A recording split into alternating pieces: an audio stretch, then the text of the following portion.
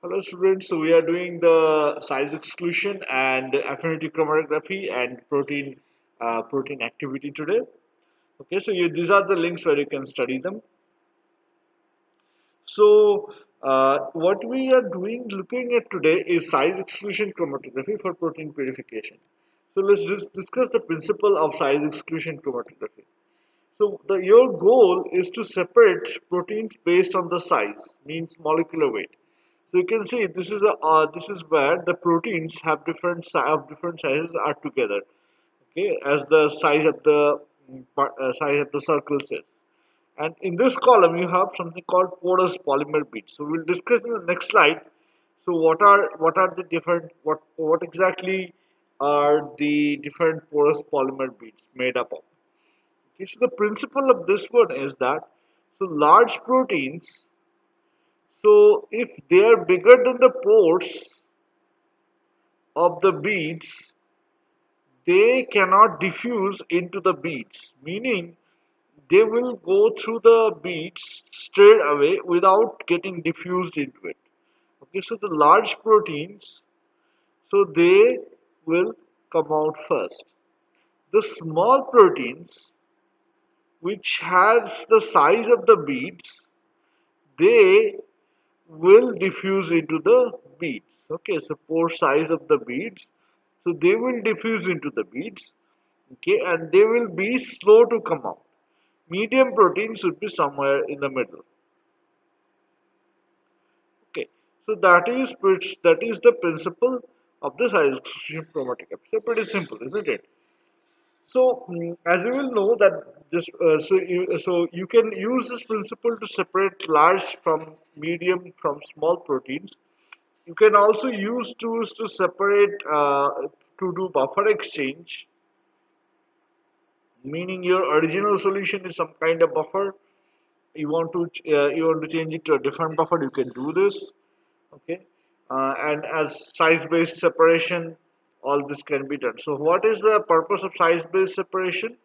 So let's say when you have expressed your protein in a cell, okay, and you know that if the protein expression is correct, it has a particular size of, let's say, about 45 kilodalton.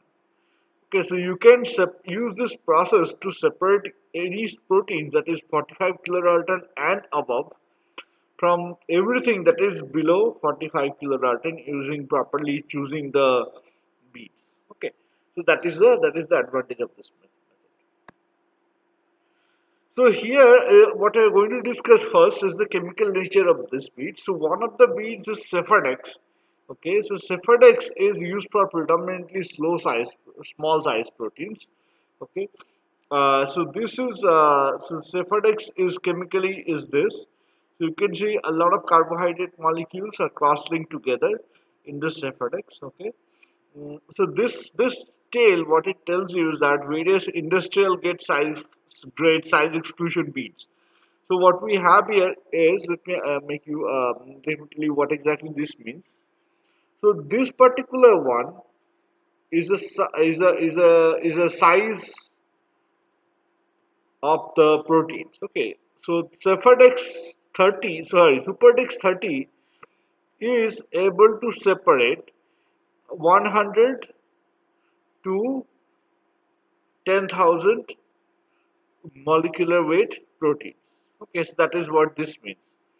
Cephadex 75 can separate 10 to the power 3 to almost 10 to the power 5 size of protein. Superdex 200 can separate 10 to the power 4 to 10 to the power close to 10 to the power 6. Okay. So what does this mean? So this means that the more the blue color, the better will be the separation. So this is from an industrial catalog. So it is claiming that all these beads manufacturers are able to give very good separation in this range. Okay. So none of them have a light blue color. If any of them had a light blue color, that would have been that is not providing a very good range. So that is that. So depending on the size of the beads or type of the beads, you can also have a bigger, broader separation. So you can see this is more of a broader separation, starting from 10, less than 10 to the power, slightly higher than 10 to the power 4 slide. So this is 10 to the power 4 here. than 210 to the power 7. So much bigger range of separation. Okay. So various beats such as this are available. So this is a list comprising of the beat chemistry, fractionation range, column volume, the mean beat size, and the efficiency. So SuperDex, which we had in the last one, okay, so SuperDex 75 is this one, SuperDex 75, okay. So if you look at its fractionation range, it separates 3, 3 kilodalton, meaning 3000 Dalton, to 70,000 Dalton molecular weight. So if you look at this, it also matches here. It is SuperDex 75, which is right here. It is slightly higher than 1000, meaning that it is claiming about 3000, and of almost to the point of 1 lakh, and there it is claiming about 70,000, right? So these two information matches. So what is exactly this made up of? As I said, it's carbohydrates. So cross-linked dextran and agarose. Its bead size is provided. Column volume means what is the column volume it can handle. So this is actually the commercial column. Okay, and efficiency is a number that tells you that how well your the higher this number, how better the separation is. Okay, so that is that. So the two types of beads are predominantly can be used. So one is silica based beads and second was agarose based beads. So all of this, what you see here are agarose based beads, right? So agarose dextran, agarose dextran, agarose dextran. So why is agarose based beads are preferred? Okay. So one reason is that so it is being compared between silica and agarose. So silica based beads are SiO2 based, as opposed to agarose based beads are polysaccharide like dextran and the agarose based. Okay, cross link of that. So here the SiO2 is more of a hydrophilic beads, meaning that if you look at its chemical structure, there are many SiOH type of groups that are present already. Okay, so this makes it a bit hydrophilic. So you need to cap this OH groups, which are silanol groups, to make it to minimize its absorption.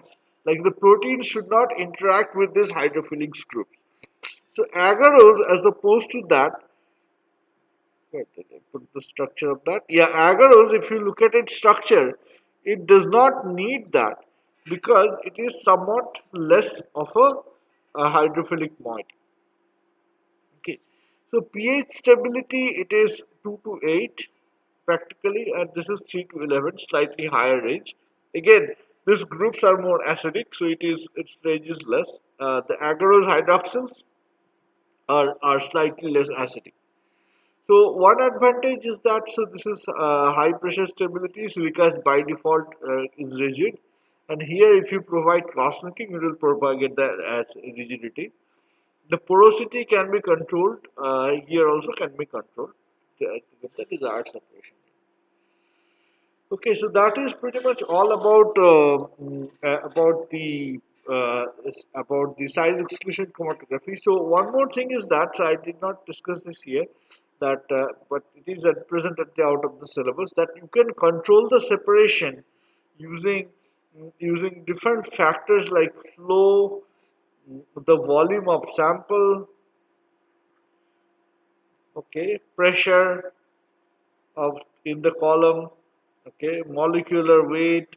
All these factors can be used to get a good separation. So if you want to know more, there are several charts that are available in this particular uh, link, and you can have a look at this one for detailed knowledge. Otherwise, this will be discussed definitely in your third year protein engineering course. Second thing that we want to discuss is the affinity chromatography for protein purification. So affinity chromatography, as the name suggests, is that to separate and purify proteins using a particular functionality or functional group. Okay. So the principle here is that, so you have a mixture of proteins right here, and these are the beads. So here the beads are designed as such that it contains a ligand, meaning it is supposed to interact with a particular protein of interest. Okay, so how you make this particular protein of interest? You express the normal protein and then put this tag, this particular tag, on either C terminal or the N terminal. Okay, so either way you can I put the tag. Okay, so an example of a tag I will show it in the next slide. So let's say in this case you have a tag present at the C terminal. Okay, so once you put this protein of interest with its tag will bind to the ligand, and the other components, they will not bind, so they will come out. Okay, then what you do, so at this stage, your protein of interest has bound to the ligand, right? So this is your ligand, which is its bounded. So this is part of the solid bead support. Okay. Now what you do, you use excess of this excess of the chemical entity that binds to the ligand. Okay, so you provide the excess of this chemical entity that binds to the ligand. So that way, your protein becomes free from the ligand, and ligand binds to your those excess chemical entity that is supplied, and in the way your protein becomes separated from the rest of the component. Okay, so we'll see an example how this works.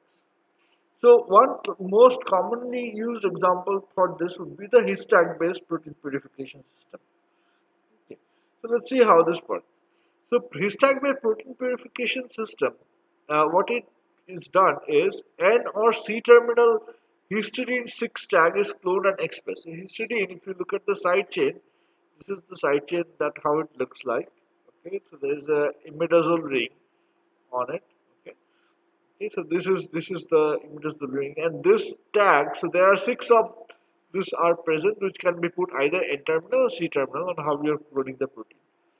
Okay, so this particular one is the beads. Okay, so I'll discuss the chemical nature of the beads in a moment. So there are nickel ions present there in the beads, and this side is your protein. This side, this particular one is your protein of interest. Okay, this is also your protein of interest, but not the other. So they have a histag. So there are 6 histidine amino acids successively present in the histag. So what happens is, so these unbound molecules do not bind the matrix, but the histag does. Okay, so I'll show you the chemistry how it does. Then, when you put imidazole, excess of imidazole through the column, imidazole is this.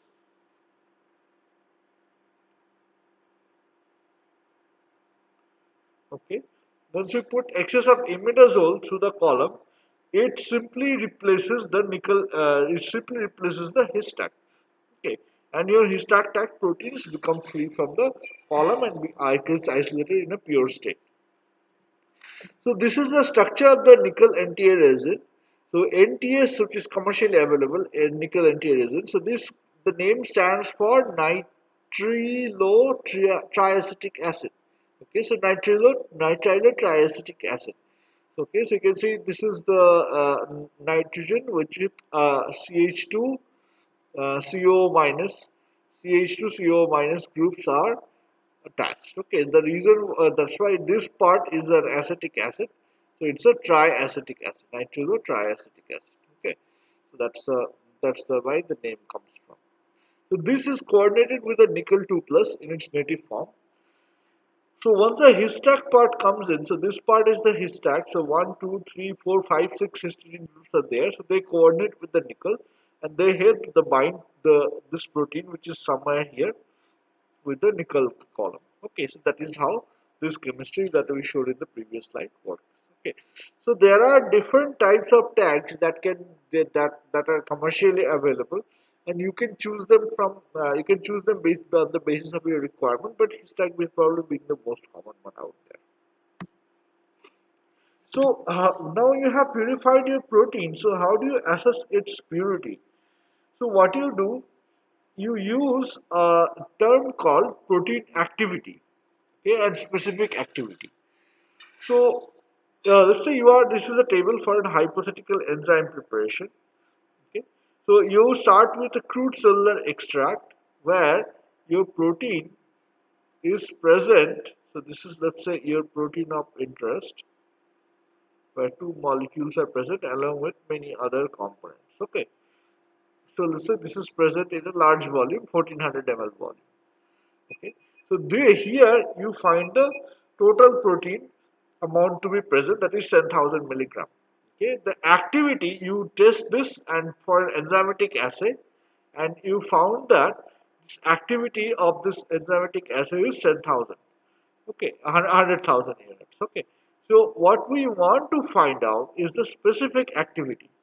So specific activity is, which is showed in the last column, is that your activity divided by the total amount of protein. So it is becoming 10. Okay. Now next you precipitate a little bit with ammonium sulfate, meaning ammonium sulfate precipitation means all the DNA and all those components are gone. So your volume decreased a little bit. Okay, your volume significantly decreased. Your protein content also decreased a little bit. And because some of the proteins that are bound with the DNA will be gone, for example, histone proteins. So now your protein content slightly decreased. Your activity is roughly the same, and the specific activity is this divided by 3000, so that would be 32. So now because your proteins amount in the 280 ml relatively has increased, so there are other things, other impurities, but your protein content relatively has increased. Next thing what you do, you figure out the charge of the protein and you do a ion exchange chromatography. So ion exchange chromatography, you get your protein of interest plus some similarly other charged proteins. But most of these other things would be gone. Okay, so your fraction volume is further reduced. Your protein amount is reduced because there is not much of which will match the charge of your protein, and your activity, just the activity is this. So your specific activity, this by 400 now has increased drastically. Okay. Next thing you do a size exclusion. So size exclusion, you figure out the protein of your interest has a size of 66 kilodalton, but other charged protein that came out has a size of 40 kilodalton. You do a size exclusion, your fraction volume reduces further, your protein content reduces further, but your specific activity, which is this activity divided by 100, goes up. Okay. So next would be the affinity chromatography, where your protein, if you have been lucky to put any tag, let's say His6 tag, you do a separation, and if you see its activity, now you mostly get the proteins that of your interest. None of the other proteins will supposed to have this tag, so your activity will drastically increase.